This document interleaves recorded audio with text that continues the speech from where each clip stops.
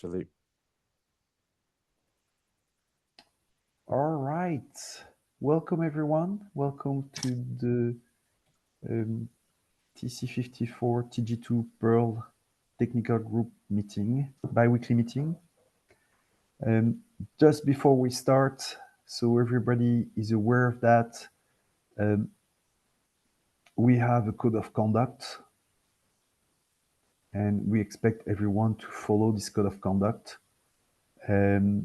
This is published on our main webpage at GitHub TC54 Ecma TC54-TG2. I'll paste that in the chat so everybody can read that information. There we go. The second thing is the meeting is recorded, so I hope everybody is okay. If you're not, please voice it right away, and we'll restart and strike you off of the recording if that's a problem. Okay, so agenda for today, we have a smaller crowd than usual. That's okay. I think I'll need to advertise a bit more now that we're going into a groove. And there's going to be a lot of work to do on specification. So that's going to be a good time to do a bit more of outreach, to have more participants here. The topics for the day would be first to review the last meeting minutes, which I'm pasting in the chat. Some of you did participate, so if you want to have a quick look at that to make sure we're cool. Then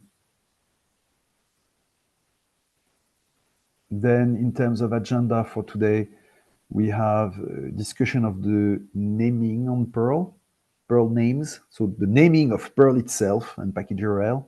And second, discuss issues and pull requests, summary, and work ahead that John did. And there's a document that's shared in the notes. We'll share it also on the GitHub related issues, and it's really designed to be a public document to help drive the prioritization, the community discussion around the spec. Other topics that you guys want to address? Steve? I just have a brief announcement. I'm going to be collecting, I guess, statuses from the task groups, as I am currently working on the update, the bi-yearly update to the executive committee and the GA. Okay. It's called the Chair's Update. So if there's anything you want me to specifically have in that update, let me know. Okay. You need that today in this meeting, or it can take place It separately? can take place. I'm gonna create the update this weekend. So okay. Saturday, Sunday-ish. Sunday I'll probably send it off. So if there's a few bullet points you want me to put in with respect to TG2, just let me know. Okay. Well, we can start with that very briefly. I think the things which would be interesting to discuss here is the participation of the different company representatives we've seen so far is one. Second, that we're starting by walking slowly before we run. But there's been important work done by John to collate and review all the pending issues so they can be categorized, and we can drive the work on review of pending issues that we need to address before we come with a 1.0 for the spec. That's the second topic. And beyond that, just the fact that we're progressing according to plan. I hope we will be ready to present a specification for review and approval to the technical committee, sometimes in January, maybe a bit earlier, maybe February, but at least definitely Q1 2025 in all cases. The only other thing I would add in there, and I know that this is maybe outside of this specific group, but I think reinforces why we needed to start this work, was that we're finding pearls are everywhere. Like even if the outside of the companies participating, just that Steve, I don't know if we talked to you about this, but Philippe and I were at a conference in Vienna, and it felt like every person we ran into was like using pearls in their organization, and they all had, there were, lots of praise, but of course there were some issues with consistency and things that we're looking to address during this. But I think that was a kind of high level thing that was, quite interesting for us, and reiterated how important this work was. Yeah, I agree. I mean, my employer standardized on the use of Perl several years ago.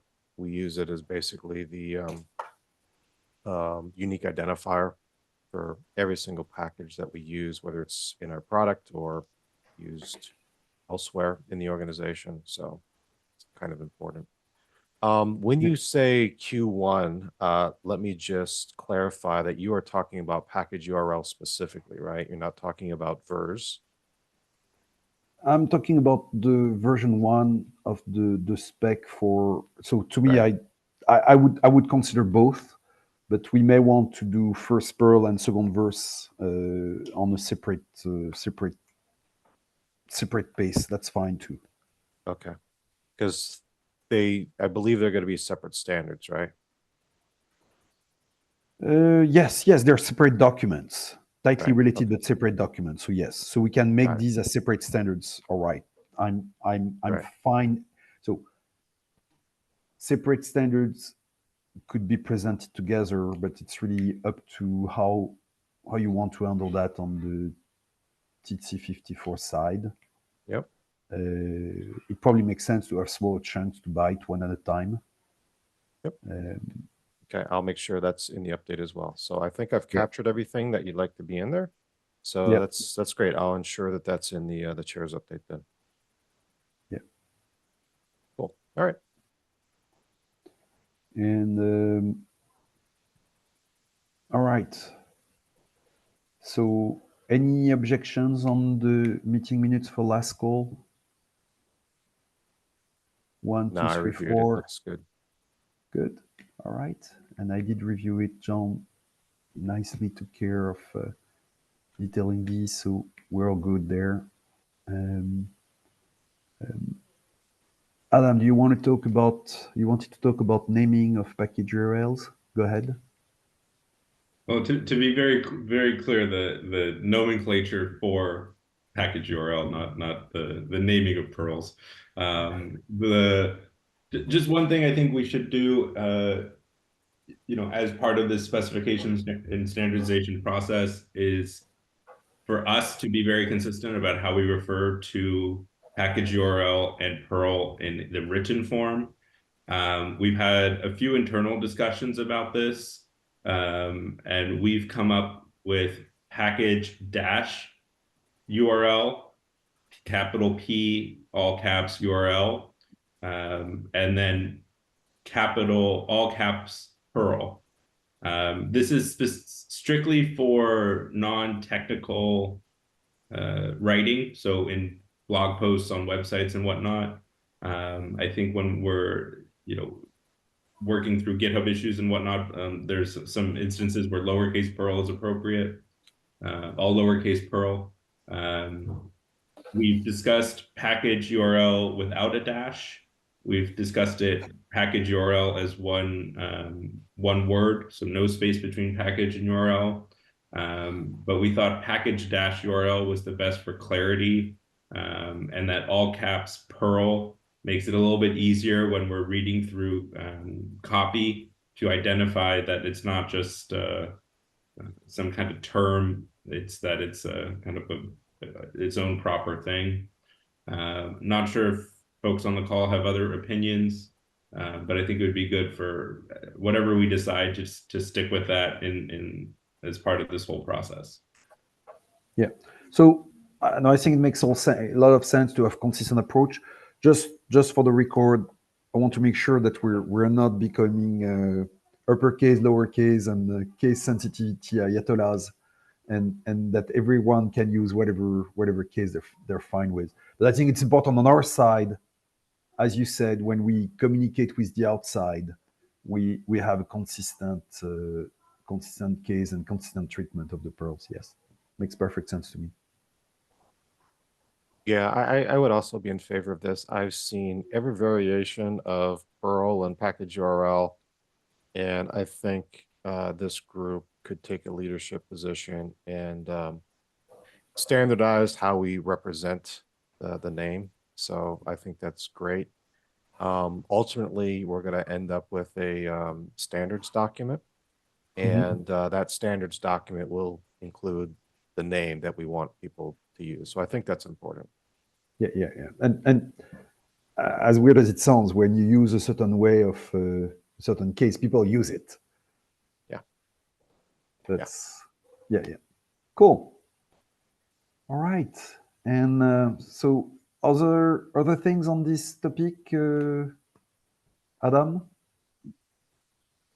Nope, I just wanted to put that out there in the in this universe, and so I think if we're all agreed, let's go ahead with that.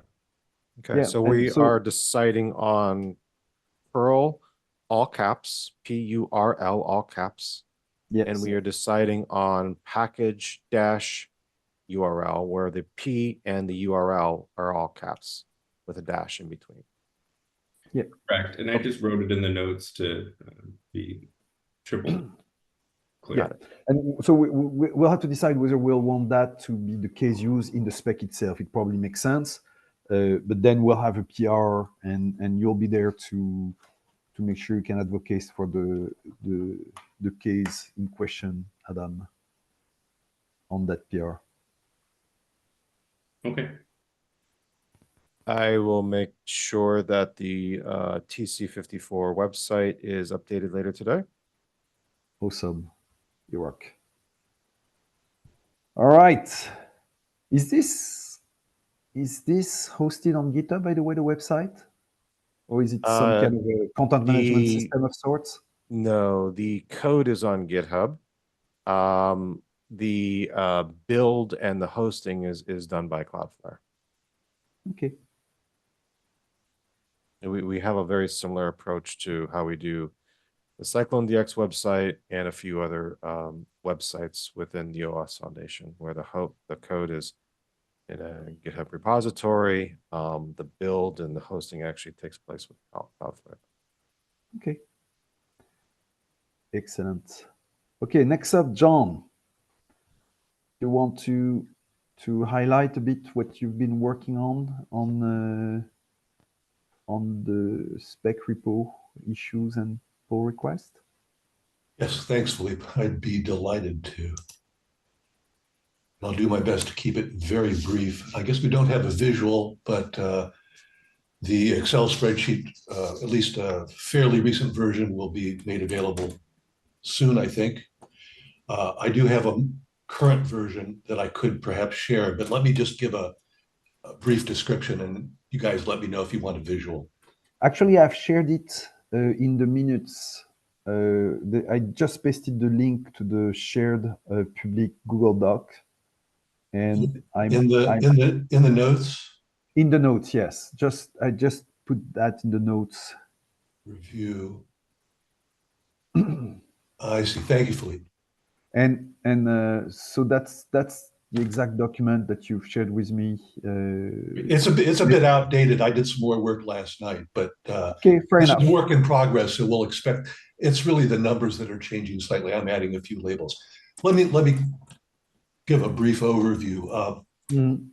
As of September 20th,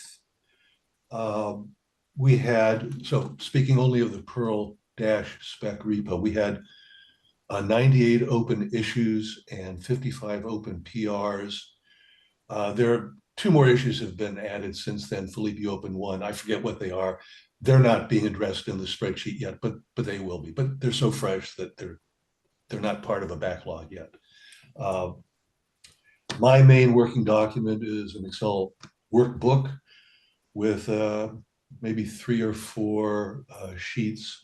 What I've done is I've gone through each of the open issues and each of the open PRs once. I'm taken more than one look, but this is just the initial pass. There's a worksheet for the issues, a worksheet for the PRs. The column structure is the same for both. Most of the columns, the values reflect metadata that I've retrieved from GitHub.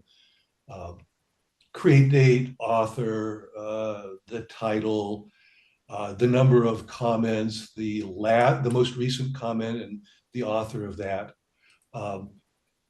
Steve, I noticed that you had over time created and assigned a few labels to some of the issues. I've taken it upon myself, and no one's really vetted it yet, so I'm sure there will be differences of opinion and suggestions for improvements and so forth. But I've now, including last night, added at least one new label, or one of the labels that you'd already created, Steve, to all of the issues and to all of the PRs, thinking that at the very least this would help us initially get a sense of what we have. I think of these as just topics, and I'll use the word topics because that just makes more sense than labels. And we have a total, so we had 5 existing topics. One was the word question, one was the word task. I'm proposing that we replace both of those with a topic that more accurately identifies the substance. We now have 37 of them. And I've done one of the tabs, or rather one of the worksheets in the spreadsheet is a summary by label sheet. And I've simply done a count of the occurrences, most numerous at the top. That's not going to be a Bible, but it certainly will give us some guidelines in terms of how we might want to prioritize. Governance only appears once. I've added a governance label, but that's a good illustration of the fact that although it appears just once, we might consider that to be a higher priority than some of those that appear more frequently.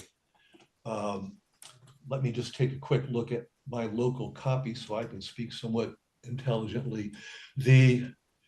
So focus I'm focusing primarily on the top 12, or baker's dozen, 13. The top 2 have to do with types. Number 1, across the PRs and the issues both, proposed new type label appears 41 times, and that's no surprise. Looking at, and there's also a worksheet that lists, as best as I could extract from the comments, lists the names of the new types proposed, one column for the issues, one for the PRs. There are roughly 25 new types listed amongst all the issues, maybe 23 or so for the PRs. There's a little bit of overlap. As you'd expect, some of the PRs are expressly tied to issues. Most are not, although they may be connected. There's one new type, I think, called, I was going to say PR, maybe it's PR, I'm not sure, that I think 2 separate people proposed, one in an issue, one in PR. But we've got about 45 total proposed new types. At least one of them is already reflected in the Perl-types .rst document, and that's cargo. And it's likely there are others. I haven't vetted to check which are included and which are not. But again, we have, getting up towards 50 proposed new types. Most of them include express names. A few are descriptive. One of them is, I think we've got a hugging face, a known type for hugging face, I believe. But there's an issue that proposes a more ambiguous set of types for the various LLM models out there. But most of them identify expressed specific types. Of the top 12 or 13, in addition to type, all of the other components, with the exception of subpath, are included, and that's no surprise. We've got 2 entries for version. One is the VERS, or the universe scheme, talking about the scheme itself. And then, as is the case with all of the components, even subpath, there are a number of questions regarding the version component. And looking at my list, I could read the top 12 without the visual. That may not be helpful, I don't know. But in addition to the 5 types, excluding subpath, in the top 12 or 13, encoding is quite popular. And test suite comes up a number of times, but it's often simply that an updated JSON file has been attached. That may be more the case on the PRs, taking a look at the files that are included with the open PRs. And then last night I went back and was looking through my notes, and I noticed I'd used the word or the phrase Perl casing. That had been used in a couple of the issues. I didn't much care for it, so I've changed it to Perl capitalization and gone back over my notes. And I've increased from 1 to 9 the number of issues. I don't think that includes PRs, but there are 9 issues that talk about uppercase, lowercase, and so forth. Yeah. And they cover almost all of the components, even the subpath, even the version component, I think is discussed in one case. I'm sorry, I interrupted somebody.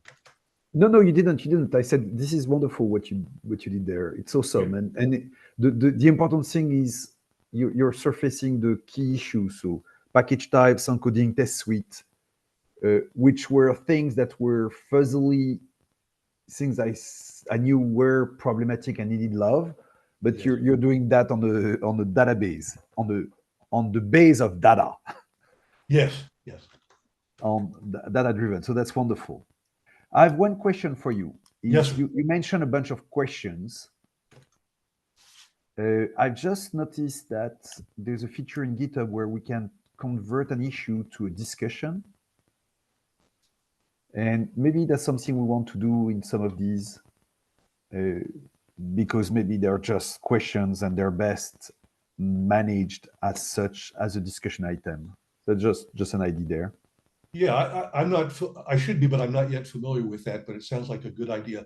There's certainly one issue that fits that, and I haven't. That's the one issue or PR to which I've not proposed a label, or for which I've just written in the word suggestion, and that's an issue that was opened by Riddick maybe a couple of years ago, and I think he had created something that had to do with Perl2 URL, I believe, Perl2 URL.py. And Ion, I believe, had suggested that maybe was better suited to the package URL-Python implementation.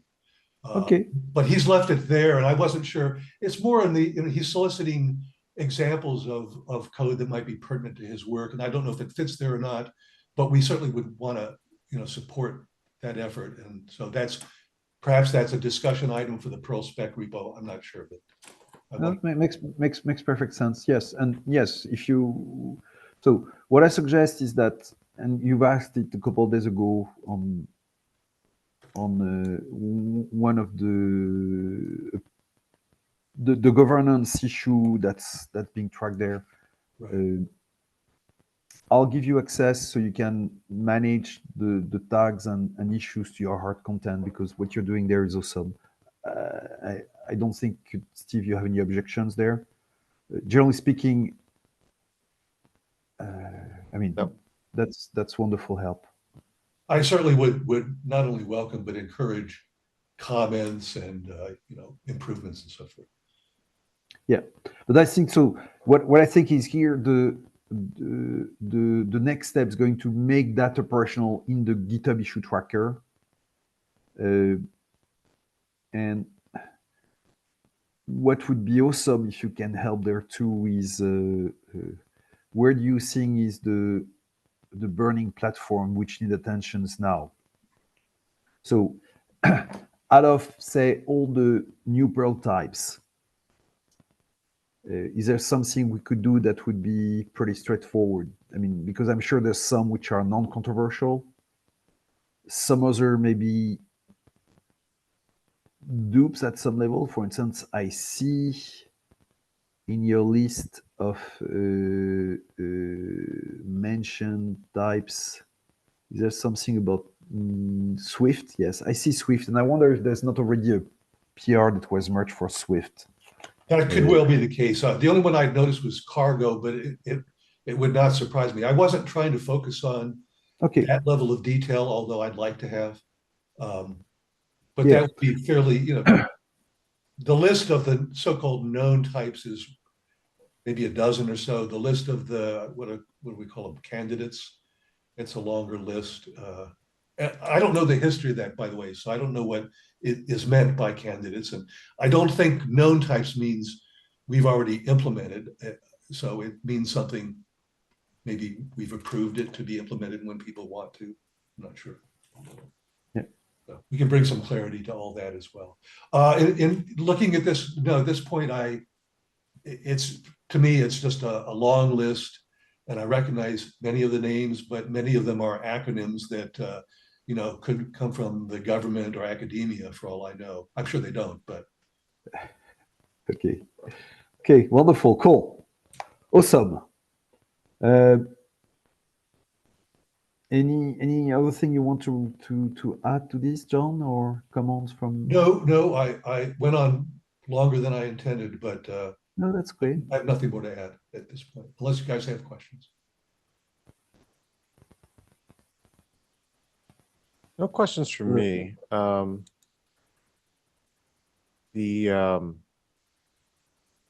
I guess it would be, I don't think GitHub has a view like this, but in terms of like making data-driven decisions on what things to focus on, it would also be interesting if, in a heat map kind of way, identify things that are related that are possibly problematic.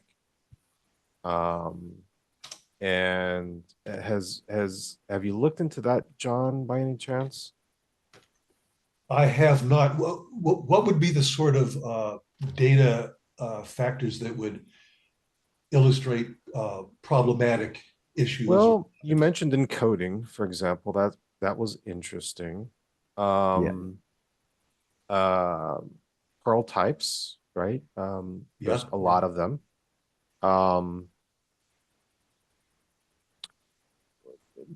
Even being able to see if there's like old tickets for things that we already have Perl types for because we just failed to clean it up, type of thing.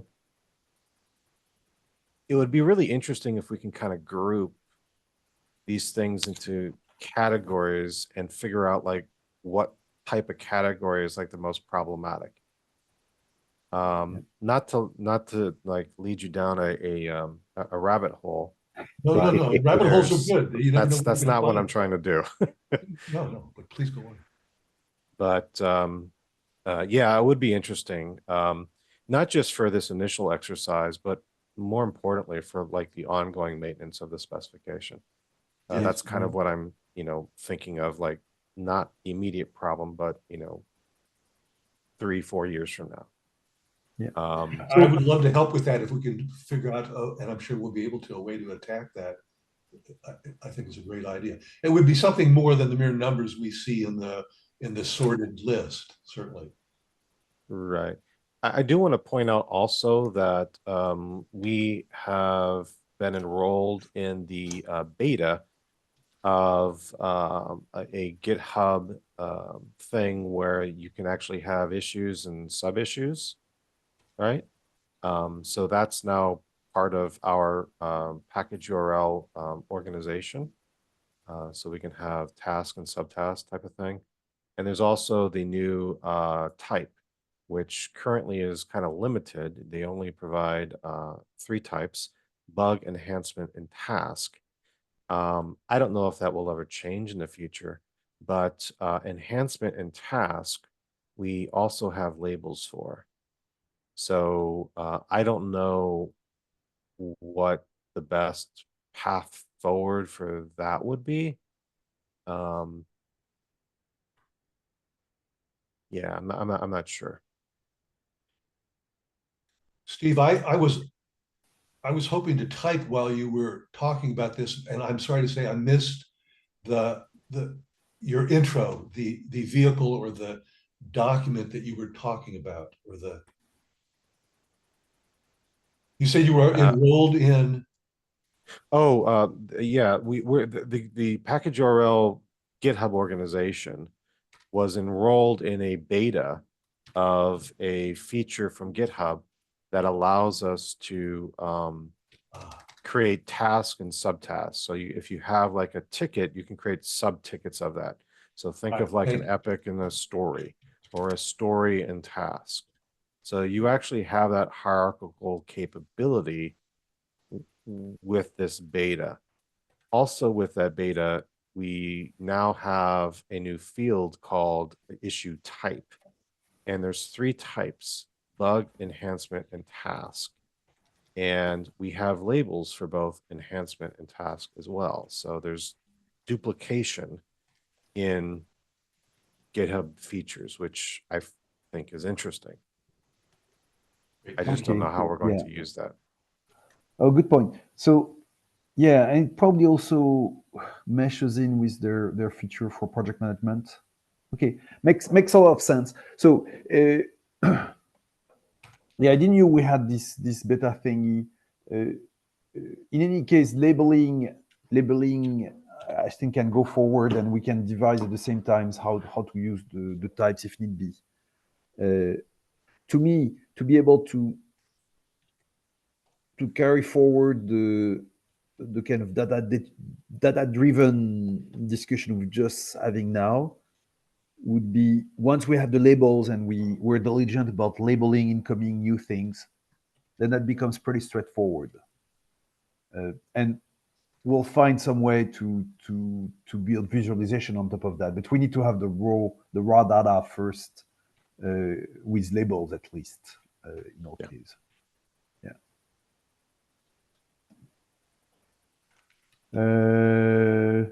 All right.